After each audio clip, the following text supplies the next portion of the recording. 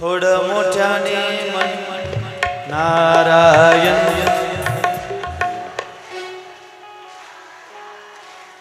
जेवल्या वाणी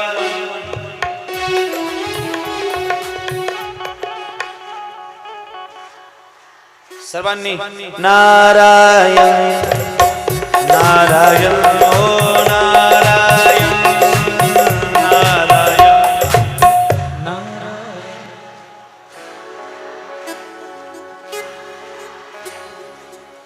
माता माऊलीनो थांबा, फक्त पुरुष मंडळीचा आवाज ऐका। तुम्हाला वाटतं का आमची संख्या कमी आहे? हम किसी से कम नहीं, लेकिन आवाज में आपला आवाज यांच्यापेक्षा डबल आला पाहिजे। फक्त पुरुष मंडळी नारायण नारायण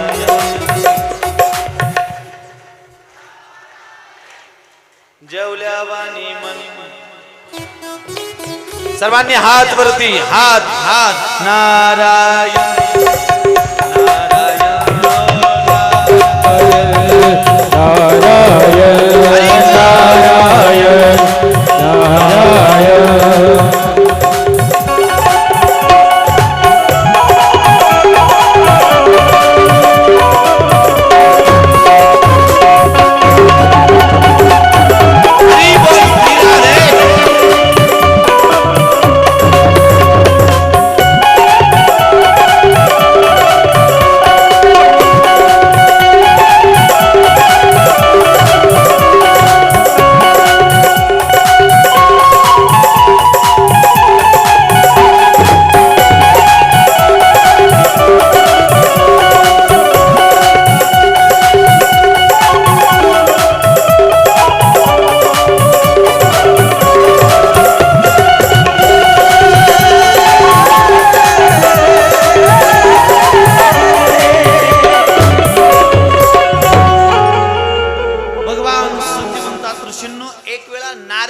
भगवान शंकराकडे आले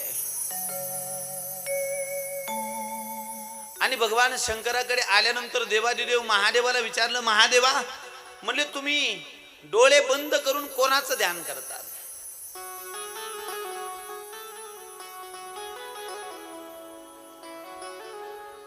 काय प्रश्न केला नारदाने? म्हणले तुम्ही डोळे बंद करून नेहमी कोणाचं ध्यान करतात?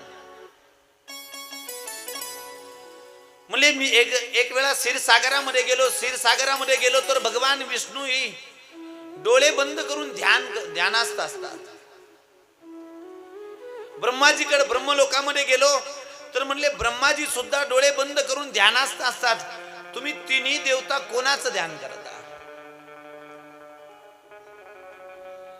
त्यावेळी भगवान शंकराने सांगितलं, म्हणले मी त्या आदिशक्तीचं, त्या देवीचं ध्यान करतो।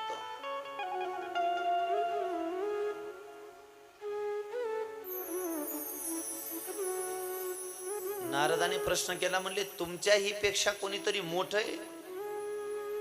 महादेवा मला तर वाटलं तुम्ही सगळ्यात मोठे आहेत, भगवान विष्णू सगळ्यात मोठे आहेत, ब्रह्माजी सगळ्यात मोठे आहेत, तुमच्यापेक्षाही मोठं कोणी आहे? म्हणले हो, ती शक्ती आमच्यापेक्षा मोठी आहे।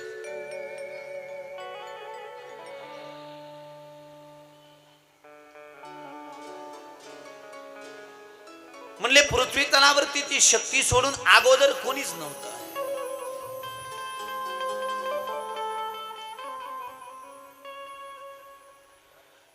आणि त्या शक्तीने ब्रह्मा विष्णूला निर्माण केलं। तुम्ही म्हणाल महाराज आम्ही गेल्या वर्षी शिवमहापुराण कथा श्रवण केली, शिवमहापुराणातले महाराज म्हणत होते की महादेवाने सर्वांना निर्माण केलं। यावर्षी देवी भागवत कथा श्रवण करतो तर देवी भागवतामध्ये तुम्ही म्हणतात देवीनं सर्व रचना केली, देवीनं सर्व निर्माण केलं। कधी भागवत कथा ऐकली तर भागवतामध्ये असं आम्ही ऐकलं की भागवतामध्ये भगवान श्रीकृष्णापासूनच सर्व, मग नेमकं काय गडबड काय? असा संशय आला होता ना। कसं कळालं मला? इथं बसल्यास सिग्नल लागतात बरं। भागवत ऐकलं तर भागवतामध्ये कृष्णाचं वर्णन, शिवमहापुराण ऐकलं तर म्हणले महादेवाने सर्व निर्माण केलं आणि देवी भागवत कथा श्रवण केली तर तुम्ही सांगू लागले देवी पासूनच सर्व. नेमकं आम्ही घरी गेल्यानंतर कोणाची पूजा करायची? का सगळेच देव गोदावरीत? असा संशय निर्माण झाला की नाही?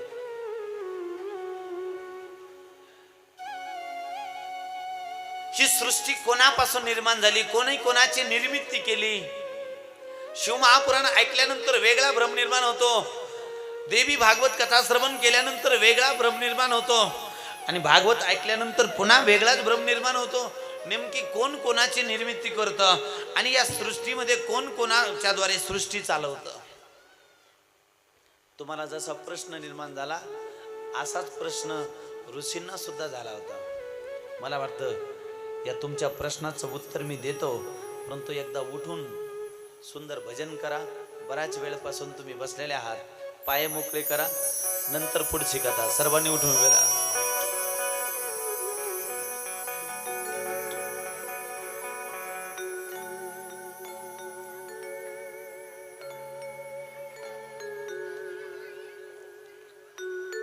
सर्वांनी उठून गोल राऊंड करायचा. गोल राऊंड आपण जसं नवरात्रामध्ये दांड्या खेळतो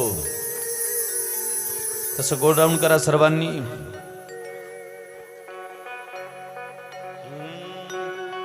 सर्वांनी गोल राऊंड, गोल राऊंड. दुर्गा भजो रे, दुर्गा भजो रे, दुर्गा भजो रे, दुर्गा भजो रे. सर्वांनी दुर्गा भजो रे, दुर्गा भजो रे, दुर्गा भजो रे, माँ अंग भजो रे. दुर्गा भजो रे, दुर्गा भजो रे, माँ अन्नपूर्णा भजो रे. दुर्गा भजो रे, दुर्गा भजो रे, दुर्गा भजो रे, माँ अंबे भजो रे.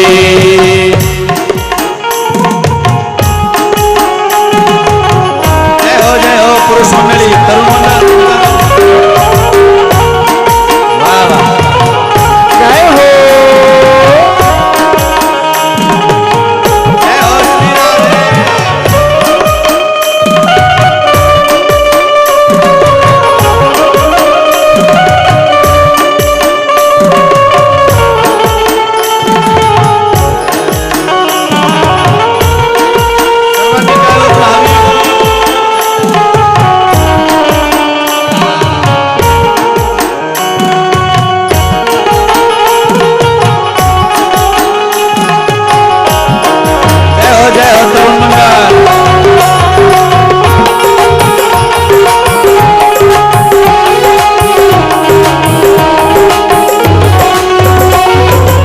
अंबे भजो रे, माँ अंबे भजो रे, अंबे भजो रे, माँ अंबे भजो रे, अंबे भजो रे, अंबे भजो रे, अंबे भजो रे, माँ अंबे भजो रे, अंबे भजो रे, माँ अंबे भजो रे, अंबे भजो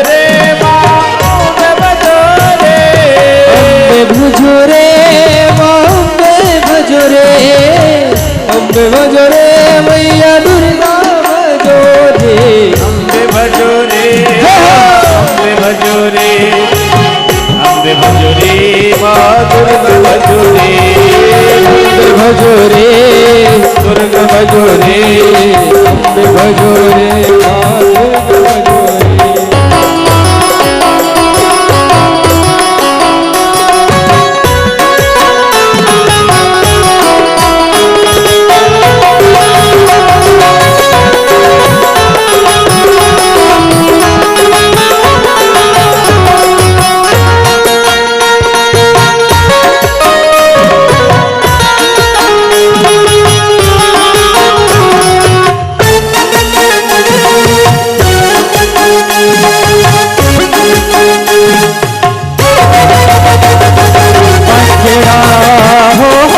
पंखेड़ा पंखेड़ा हो पंखेड़ा पंखेड़ा हो पंखेड़ा पंखेड़ा हो पंखेड़ा पंखेड़ा तो उड़ के जाना बाबा घेर रे पंखिड़ा तो उड़ के जाना पावा घेर रे अरे माँ काली से मिलके कहीं न गर्व के मेरे अरे माँ काली से मिलके कहीं न गर्व के मेरे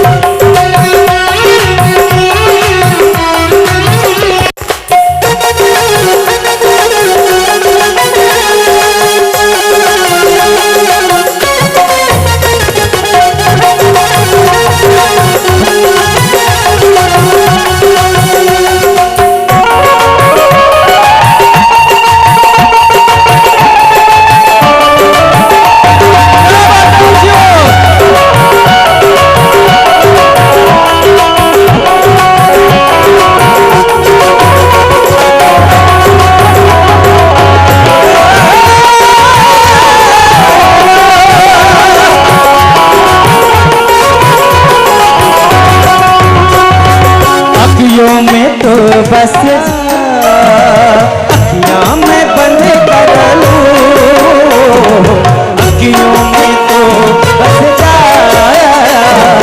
अखियाँ में बंद कर लूं पहले इन अखियों से बाकी में चंद कर हरे रामा राम राम हरे हरे हरे कृष्ण कृष्ण कृष्ण हरे हरे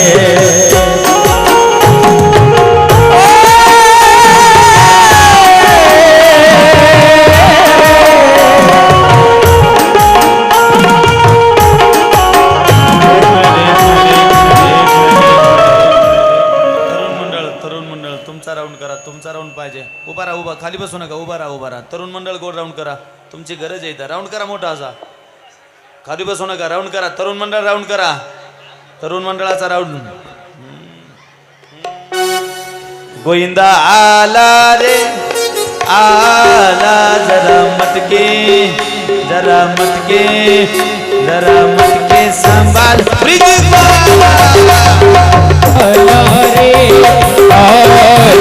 जरा मटके सांभाल जबान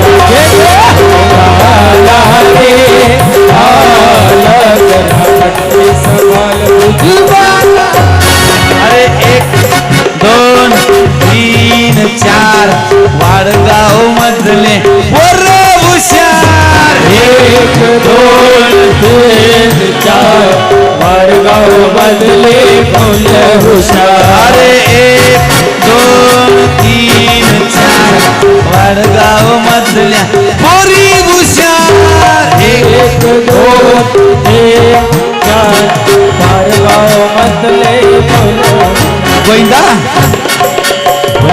आला रे आला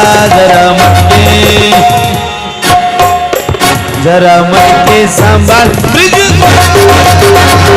आला रे आला जरा मटके सांभाल आला रे आला जरा मटके सांभाल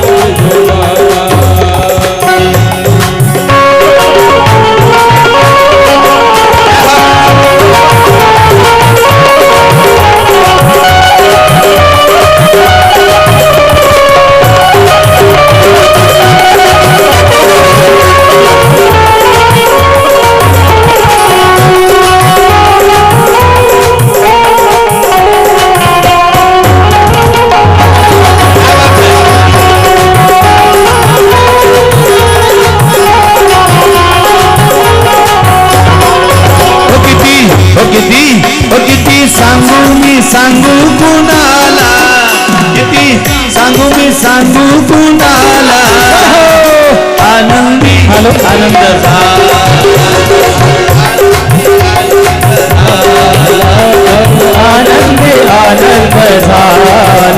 ते आनंद झाला अष्टमीच्या रात्री कळे मुनेच्या काठी गोकुळावतरले थोडं हसू गाजात नाच भाऊ आलात पैजण करले अष्टमीच्या रात्री मुनेच्या काठी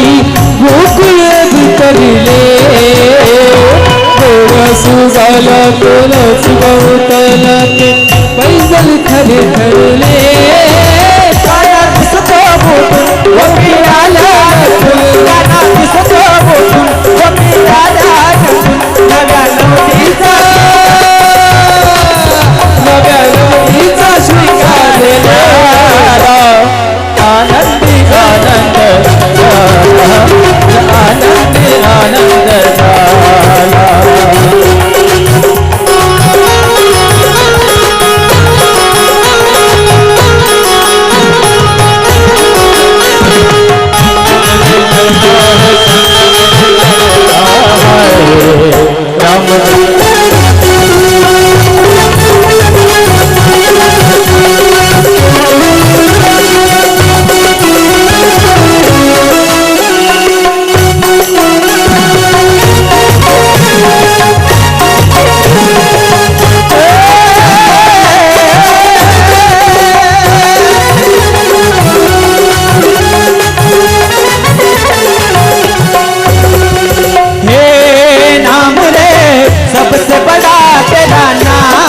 शेरों वाली ऊंचे टेरों वाली बिगड़ी बना दे मेरे नाम का मेरे ये नाम रे सबसे बड़ा तेरा नाम शेरों वाली हात वरती देवी करता एक तरी उडी ज्याची उडी मोठी त्याची बायको मोठी. तुम्ही म्हणाल आता महाराज आमचं झालंय लहानीन मोठी काय, ज्याची उडी मोठी त्याची गाडी मोठी माडी मोठी आणि ज्याची उडी छोटी उभा ज्याचं लग्न राहिलं त्याने उभा राहा बरं. जो या वर्षी मारेल कथेत उडी तो पुढच्या वर्षी कथेला घेऊन येईल जोडी.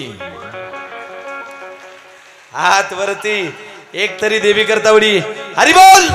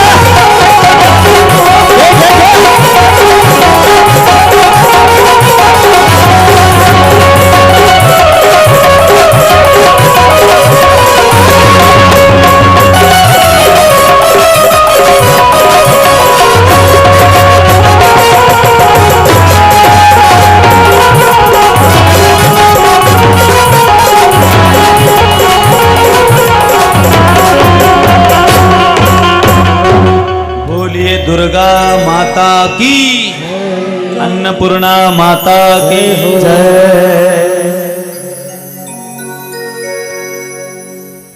सर्वांना एक प्रश्न निर्माण झाला, नेमकं देवी सृष्टी बनवते का महादेव सृष्टी बनवतात की भगवान विष्णू सृष्टी बनवतात?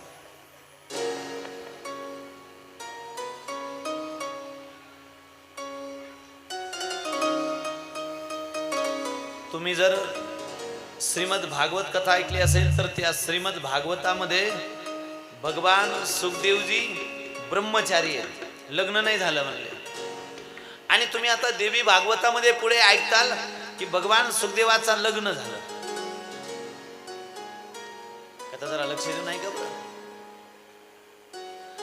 काय ऐकताल तुम्ही पुढं? तुम्ही श्रीमद भागवत कथा श्रवण केली त्यावेळी भागवतामध्ये वर्णन आलं भगवान सुखदेवजी ब्रह्मचारी होते.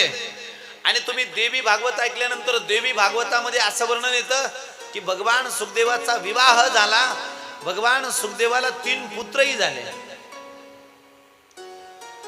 आता तुम्ही म्हणाल नेमकं गेल्या वर्षीचा महाराज खरा आहे का या वर्षीचा खरा आहे? गेल्या वर्षीचा सांगून गेला भगवान सुखदेवजी ब्रह्मचारी होते, या वर्षीचा म्हणू लागला लग्न झालं 3 मुलं झाले, नेमका कोणता महाराज खरा?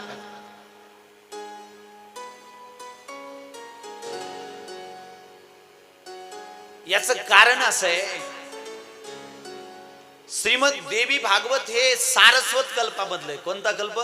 सारस्वत. आणि श्रीमद भागवत कथा ही पद्मकल्पामधले.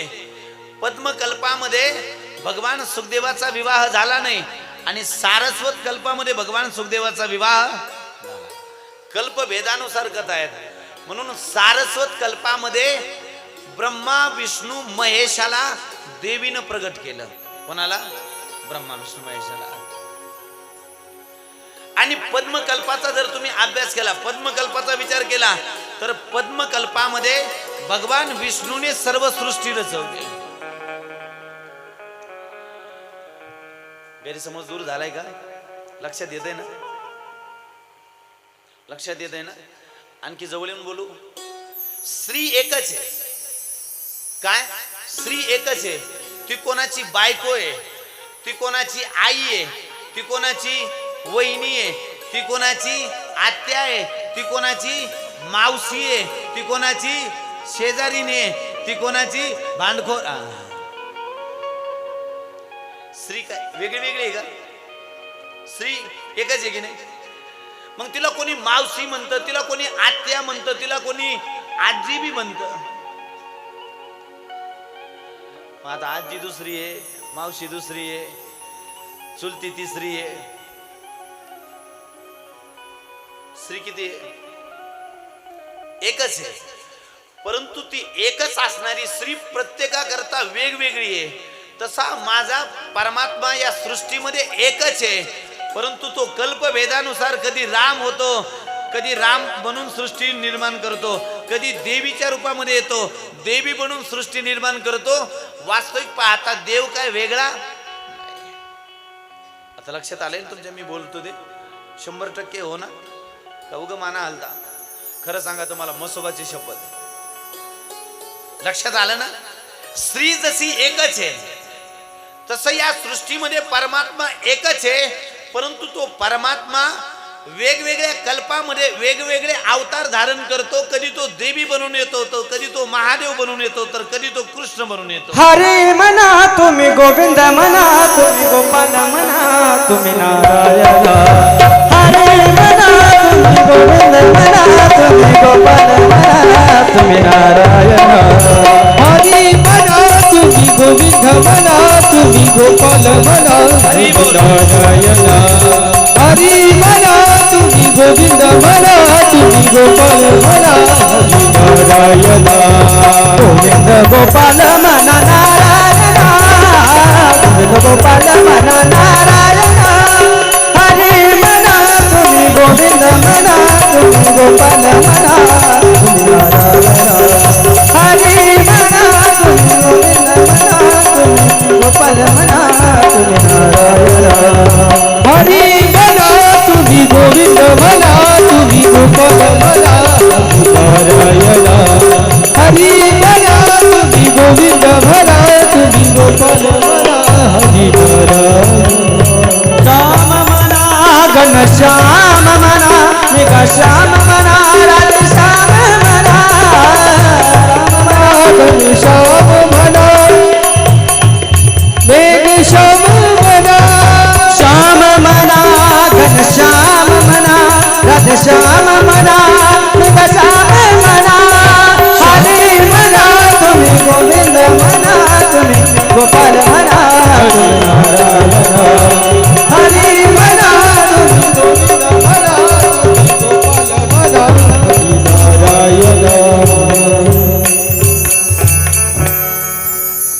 जशी घरामध्ये एकच स्त्री ती वेगवेगळ्या रूपामध्ये, तसा तो एकच असणारा परमात्मा प्रत्येक कल्पामध्ये वेगवेगळ्या रूपामध्ये अवतीर्ण होतो. म्हणून तुम्ही असा काही डाऊट येऊ द्यायचा नाही की सृष्टी महादेवाने बनवली का विष्णूने बनवली की देवीने बनवली. प्रत्येक कल्पामध्ये वेगवेगळ्या रूपामध्ये देव येतो. आता हे संशय तुमचा दूर झालाय का पक्का? का आणखी जवळून उदाहरण देऊ तुम्हाला? लक्षात आलंय ना? माना हाला नुसत्या, माझं समाधान होईल. भगवान सूत महाराज शौनकाजी ऋषींना वर्णन करतात. म्हणजे तोच एक असणारा परमात्मा वेगवेगळ्या कल्पामध्ये वेगवेगळ्या रूपामध्ये अवतीर्ण होतो.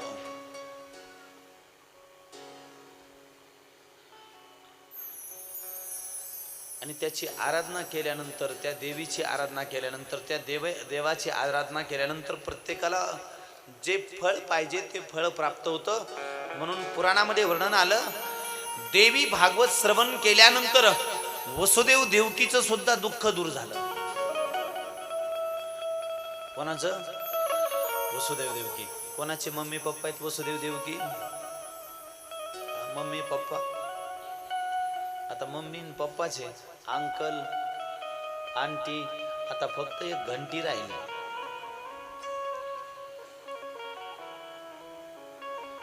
आता मम्मी शब्दाचा जर तुम्हाला अर्थ सांगितला ना, तर तुम्ही म्हणताल पश्चाताप झाला मम्मी मनाची सवय लावून. नाही सांगणार मी तुम्हाला, कशाला परेशान करू मी, चाललंय ते बरं आहे. मम्मी शब्दाचा अर्थ एवढा विचित्र आहे, तो सांगणार नाही मी. तुम्ही बरेच जण टेन्शन मध्ये जातात. मी तुम्हाला टेन्शन मुक्त करायला आलोय, टेन्शन मध्ये टाकायला नाही आलो. म्हणून मम्मी म्हणा, जे तुम्हाला योग्य वाटतं ते म्हणा, त्याच्याविषयी माझं काही दुमत नाही. वसुदेव देवकी हे कोणाचे आई वडील आहेत? भगवान श्रीकृष्णाचे. म्हणले एक वेळा वसुदेव देवकीवरती सुद्धा संकट आलं, आणि वसुदेव देवकीवरती संकट आल्यानंतर वसुदेव देवकीने सुद्धा देवी भागवत कथा श्रवण केली. कोणी? वसुदेव देवकीने. महाराज ऋषींना आश्चर्य वाटलं. म्हणले वसुदेव देवकीने देवी भागवत का श्रवण केली? वसुदेव देवकीवरती का संकट आलं? म्हणले ज्यांच्या पोटी साक्षात कृष्ण जन्माला आले, त्या वसुदेव देवकीला काय संकट आलं? म्हणले साक्षात नारायण त्यांच्या पोटी जन्माला आला. पद्मनाभा नारायण, पद्मनाभा पद्मनाभा नारायण, पद्मनाभा सर्वांनी टाळी वाजवा. पद्मनाभा नारायण, पद्मनाभा नारायण, पद्मनाभा नारायण, पद्मनाभा नारायण. मधुसूदन नारायण, मधुसूदन नारायण, मधुसूदन नारायण, मधुसूदन नारायण. नारायण, पद्मनाभा नारायण, पद्मनाभा नारायण, पद्मनाभा नारायण. म्हणले ज्यांच्या पोटी साक्षात भगवान नारायण कृष्ण रूपामध्ये जन्माला आले, ज्यांच्या पोटी त्या वसुदेव देवकीला कशाचं संकट, कशाचं दुःख झालं, कशाची चिंता झाली, ही कथा आम्हाला थोडी विस्ताराने सांगा. म्हणले किती वाजेपर्यंत? म्हणले जोपर्यंत तुम्ही जांभळ्या देत नाही तोपर्यंत. म्हणून कथेत बसल्यानंतर पहिली गोष्ट जांभळी द्यायची नाही. जर आली स्वतःच्या स्वतः तोंडात बिलकुल जांभळी द्यायची नाही. कथेत झोपायचं नाही बरं. आणि गावातल्या सर्व माता माऊलीला सांगायचं तुम्ही उद्या देवी भागवत कथा सोडून जो घरी झोपतो तो पुढच्या जन्मात पाल होतो. पाल. जर तुमची मैत्रीण आली नसेल तर तिला उद्या सांगा, बाई तू पाल झाल्यावर माझं काय होईल? तुम्ही म्हणाल स्त्रिया पाल होतात आणि माणसं काय होतात? माणसं पाल्या काय होतात? म्हणून उद्या सगळ्यांना सांगायचं नुसतं जेवण्यापुरतं यायचं नाही, कथेला सुद्धा आधार राहायचं. जर तू पाल्या झाल्या तर माझं काय होईल? तुमच्या घरामध्ये जी पाल आहे ती काही दुसरी तिसरी कोणी नसून ती तुमचीच घरातली कोणीतरी मेंबर आहे. माझ्यावर विश्वास नसेल तर उद्या घरी गेल्यावर झाडू हातात घ्या आणि त्या पालीला झाडू उघडा कशी मोठे डोळे करते. पाल पाणी मारायला होती, घर बांधताना पाल पाणी मारायला होती नाही, विटा वाहायला नव्हती, मग मोठे डोळे कम करती कोण? पाल. कोणती? पाणी मारायला होती पाल नाही, विटा वाहायला, आणि मोठे डोळे कोण करती? तुम्ही दुसरीकडे का चालल्या बरं? मला पालीचं सांगायचं. मोठे डोळे कोण करती? पाणी मारायला होती, आई ती आली कुठून? वैजापूरहून.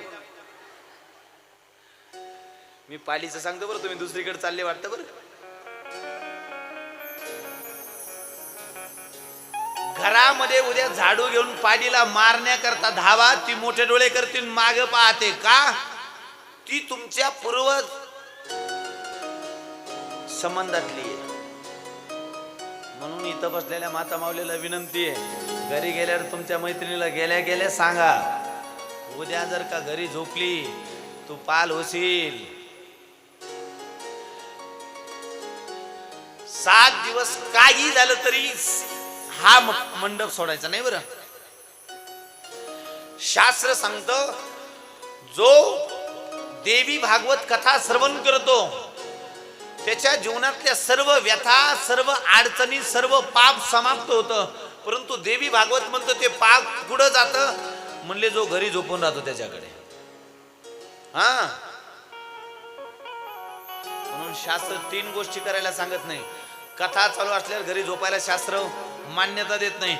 कथा सांगतं कपडे कोणाचे घालू नाही, कोणाचे कपडे घालू नाही.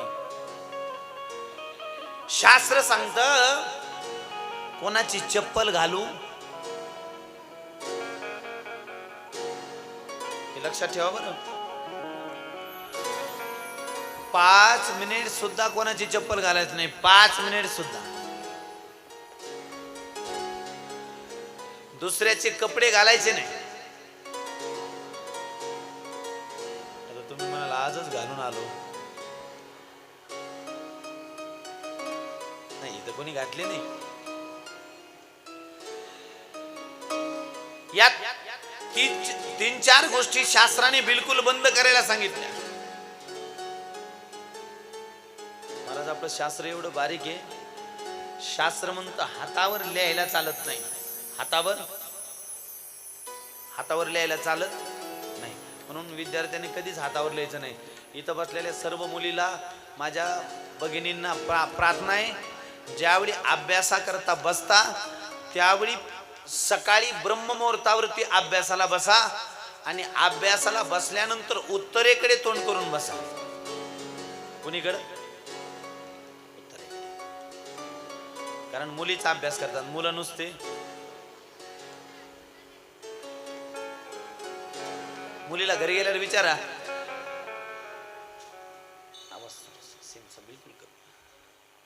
मुलीला विचारा घरी गेल्यावर तुला काय व्हायचं, ती म्हणते डॉक्टर व्हायचं, इंजिनियर व्हायचं, वकील व्हायचं. मुलाला विचारा, ते म्हणतं मला ट्रॅक्टर ड्रायव्हर व्हायचं. तुमच्या पेड्याचं स्वप्न. घंटा वाजला, खोटं नाही.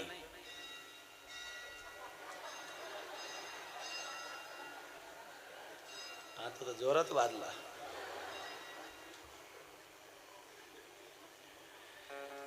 तुम्ही घरी गेल्यावर मुलीचं अक्षर पहा, मुलाचं अक्षर पहा.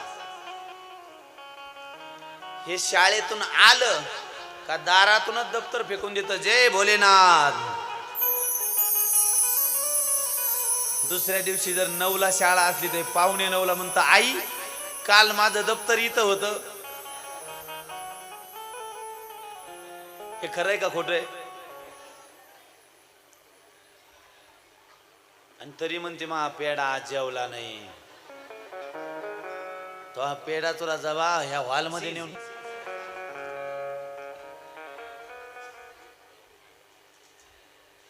भगवान सुद्धी म्हणतात ऋषींनो, एक वेळा वसुदेव देवकीवरती संकट आलं. काय संकट आलं म्हणले, पूर्वी द्वारकेमध्ये एक तपस्वी तेजस्वी महान सूर्याचे उपासक ज्यांचं नाव होतं सत्राजित. काय नाव होतं? नाव लक्षात ठेवा बरं. या सत्राजित महाराजाकडे एक मणी होता. त्या मण्याचं नाव होतं स्वयंतक मणी.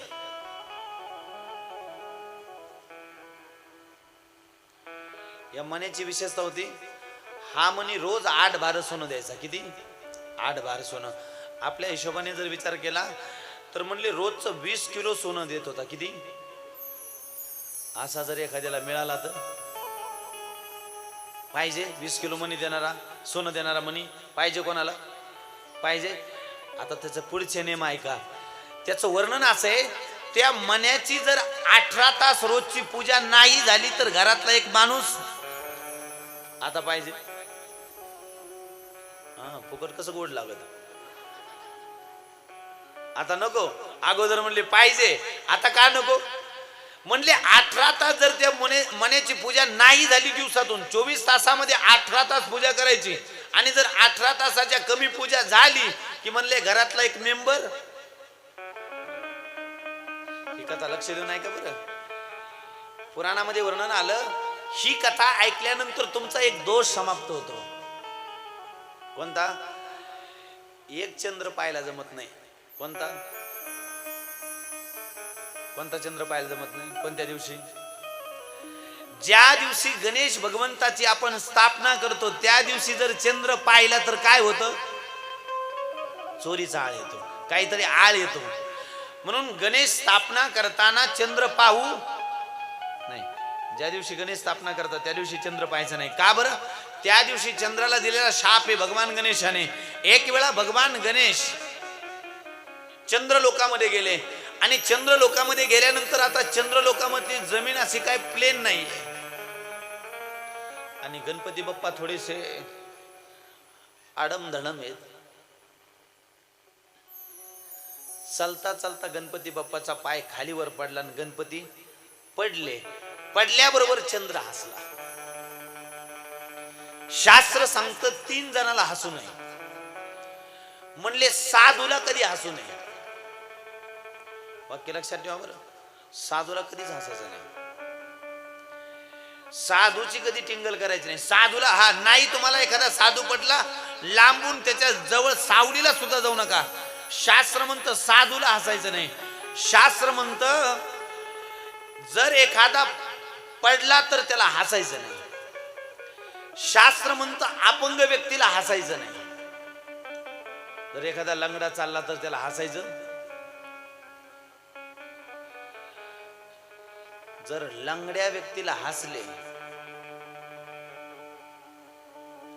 तर म्हणले शरीरातला एखादा तरी अवयव काही दिवसानंतर त्याच्यासारखा होतो, म्हणजे होतो. साधूला हसल्यानंतर काय होतं? शास्त्र म्हणतं साधूला हसला तर साधूला हसल्यामुळे कोणाकोणाचं नुकसान झालं सांगू? कोणाकोणाचं नुकसान झालं साधूला हसल्यामुळे? येते लक्षात काही कथा? देवी भागवत ऐकलंय, शिवमहापुराण ऐकलंय, भागवत ऐकलंय. साधूला हसल्यानंतर कोणाचं नुकसान झालं? गेल्या वर्षी शिवमहापुराण कथा ऐकलं. साधूला हसल्यानंतर कोणाकोणाचं नुकसान झालं? बापरे, एवढं टेन्शन म्हणा. घरी लेकरं बकरं डुकरं, ते टेन्शन वेगळं. तुमचं 3रं सुरू झालं म्हणा. कोणाच्याच लक्षात नाही.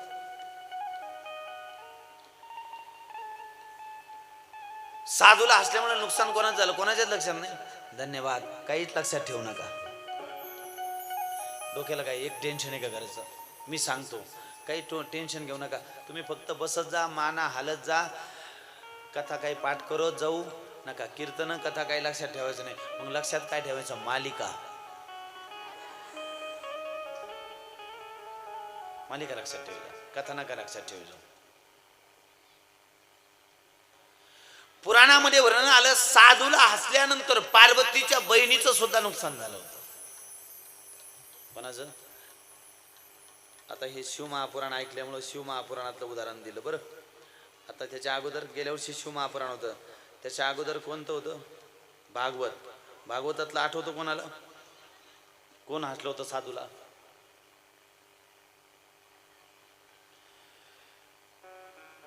विदुर कोण होते? विदुर कोण होते? कोण होते? साधू होते. महाराज तुम्ही जर रामायण ऐकला असेल तर बिभीषण कोण होता? साधू अपमान कोणाकोण झाला? साधू अवमान झाला की नाश झाला म्हणजे झाला. म्हणून कायम लक्षात ठेवायचं, कोणी पडलं तर हसायचं नाही. पुराणामध्ये वर्णन आलं, चंद्रलोकामध्ये ज्यावेळी भगवान गणेश गेले, गणेश पडले, पडल्याबरोबर चंद्र हसला. चंद्र हसल्यानंतर महाराज गणपती बाप्पाला राग आला आणि क्रोधामध्ये गणेशाने शाप दिला. म्हणले आज तू मला पाहून हसतो? म्हणले आजच्या दिवशी जो कोणी तुला पाहिल त्याच्यावरती चोरीचा आरोप लागेल, चोरीचा लागेल. म्हणून गणेश स्थापनेच्या दिवसा चंद्र पाहायचा. आणि जर म्हणले महाराज चुकून पाहिला तर काय त्याचा काही परिणाम होईल? हो, 100%. कृष्णावरती चोरीचा आरोप आला होता. आपण तर म्हणले महाराज समजा आम्ही चुकून पाहिलं तर त्याच्याकरता काही पर्यायी व्यवस्था? 3 पर्याय आहेत. 3 पर्याय सांगू. पहिला पर्याय जरा महागडा आहे.